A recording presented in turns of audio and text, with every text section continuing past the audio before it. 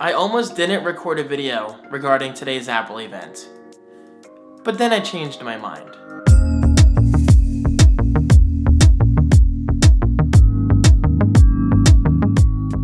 Hello guys, how are you today? My name is David Franco. I am in a new recording room that I'm putting together, so excuse the audio. You hear that? It's a little reverby right now because I don't have like proper foam panels and furniture for that matter. Things are literally just scattered.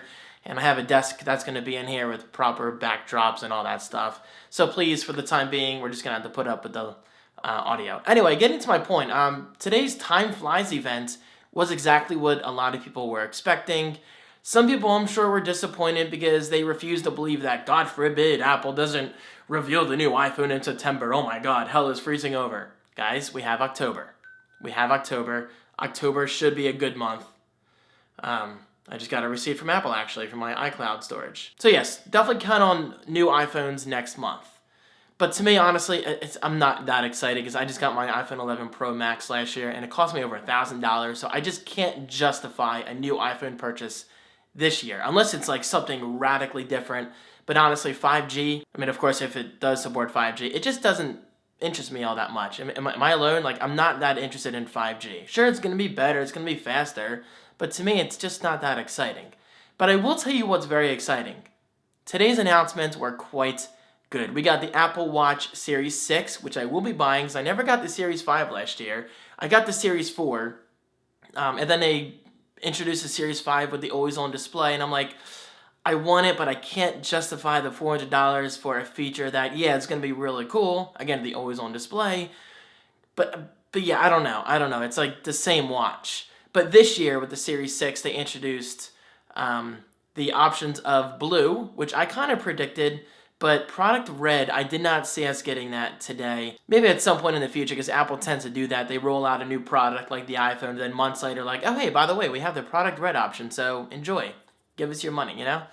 So yeah, I mean, it's really nice to see them introduce the product red option today from day one for the Series 6, and I actually will be going that route. So yes, I'm so excited to finally change that because I've always had like the space gray Apple Watch or even the gold Apple Watch, which I loved, but just picture like a product red aluminum case with a black band. Oh, that contrast could look beautiful. So I'm excited to buy that later today. And then of course we also have the Apple Watch SE, which is kind of like the iPhone SE when compared to like the regular iPhone 11 and all that stuff. It's basically a cheaper Apple Watch. So of course that means you're not going to get all the fancy features that you get from the Series 6. But hey, I mean, if you're looking to get an Apple Watch and you don't want to break the bank, then go for the Apple Watch SE. I'm sure it's the perfect watch for the average consumer. But me being a prosumer, I want and need a little more than the average consumer. Also, we do get the blood oxygen monitor on the new Apple Watch Series 6, which sounds interesting. I mean, I had to look into it more honestly because I was taking notes at first, and then I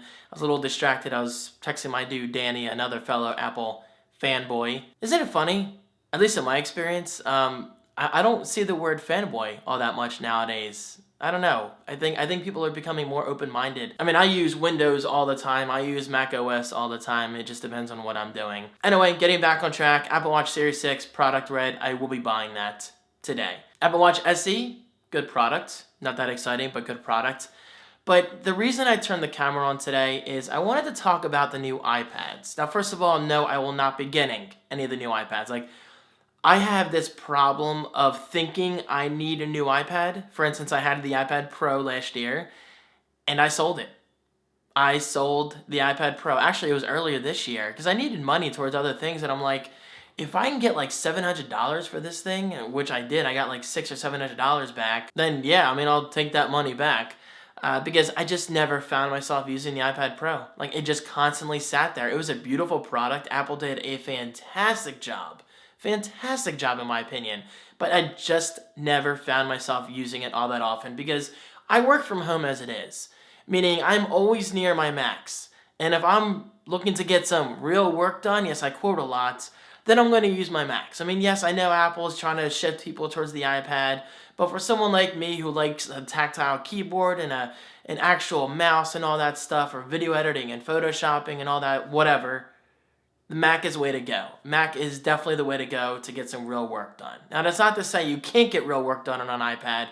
I just prefer to work on my Mac. Anyway, getting back on the iPad track, Apple announced new iPads. As predicted, I mean, it's kind of like the iPad SE in a way. It's kind of like the average consumer iPad, which is great. They updated some specs. They made it more user-friendly and all whatever. It's good stuff. It's not that exciting, honestly. But the more exciting part, and this is why I turned the camera on today, the iPad Air. So Apple essentially gutted the iPad Pro in a way and put similar specs and features into the new iPad Air. I mean, it even looks like an iPad Pro. So the thing I want to talk about briefly today, besides just my recap, which I'm sure only 3 of you care about, the iPad Air is an excellent example of why, in my opinion, you should sometimes avoid the Pro Apple products. Example, not that long ago, Apple announced the Imac Pro, which was an insane beast of a machine. All these creators on YouTube were just raving about it, like how fast it was with encoding video and all that stuff. And yes, I can relate to that. I mean, I'm no pro video editor, but on average, I edit about 3 hours worth of vlogs every single week. So obviously it's quite important to me that I get video imported and edited and exported and uploaded as quickly as possible, because time is money. Time is money. I'm a full-time self-employed content creator working from home, and I try to balance video editing with my other tasks like Patreon and streaming on Twitch and all that stuff and clientele work. I'm a very busy person nowadays, so I try to get my work done quickly. So, getting back into what I was talking about, sometimes you don't need the Pro products from Apple. I mean, if you're willing to wait, why not get an iPad Air? I mean, guys, think about it. You'll be getting iPad Pro-like experience, but you're saving a lot of money. I mean, hell, the iPad Air even supports the new floating keyboard mechanism, which I think is great. I mean, you get Apple Pencil functionality, you get the keyboard functionality, USB-C is there. So, like, just wait if you can. If you can, wait. And that's not something I say often, because I'm the type of consumer who says there's always something better around the corner, which is the truth. I mean, it's like saying, why would you buy an iPhone next month if they're going to release one next October or the following October? It's kind of a weak mentality to have, in my opinion.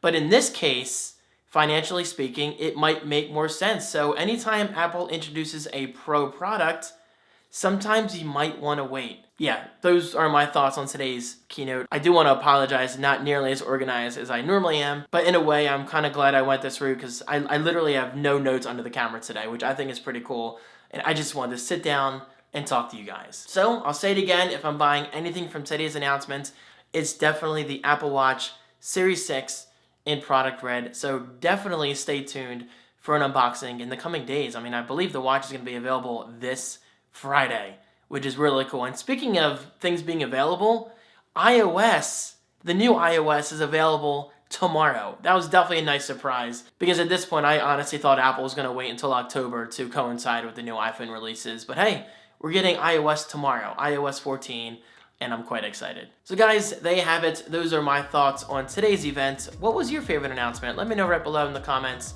I appreciate your support. Thank you so much. And stay tuned for some very exciting unboxings. Let me just say that. I'll see you next time.